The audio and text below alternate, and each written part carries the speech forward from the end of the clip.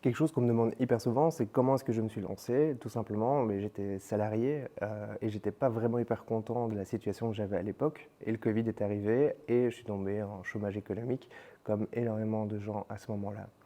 Et un jour, je vais faire une course dans un petit magasin de bijoux et je vois que la dame est complètement en train de pleurer, elle est vraiment pas bien et je la connaissais pas, donc pourtant je lui demande: «Voilà, qu'est-ce qui se passe? Est-ce que je peux vous aider?» Enfin, je pense que c'est ce que tout le monde aurait pu faire.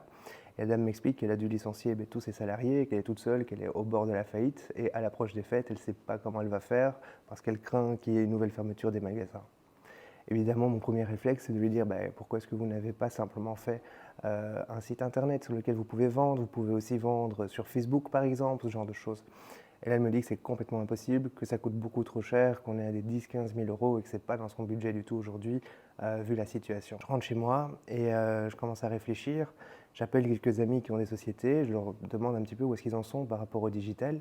Et en fait, les trois quarts ont des sociétés qui fonctionnent très très bien et n'ont pas forcément besoin de communiquer dessus parce que ça se vend tout seul.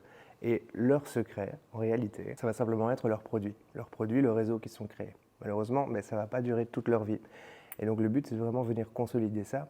Et comme dans un Covid, ok, tu as peut-être un magasin physique qui cartonne aujourd'hui, mais avoir une boutique digitale va vraiment t'aider et surtout, ça va aussi te permettre de pouvoir faire des ventes quand ton magasin est fermé, sans devoir gérer un personnel qui va être là et devoir être à disposition pour closer les ventes. Et donc, le simple fait d'avoir cette boutique, ben, tu as de la manutention derrière, de l'envoi de colis et assurer un service après-vente, et ça s'arrête là, au même titre que ce que tu aurais fait en magasin. Donc, n'hésite vraiment pas à investir dans une boutique de e-commerce si tu as un business physique. Ça coûte pas forcément cher. Si on prend des plateformes par exemple comme Wix ou Shopify, tu peux avoir ta propre boutique d'e-commerce pour à peine 200 euros par an.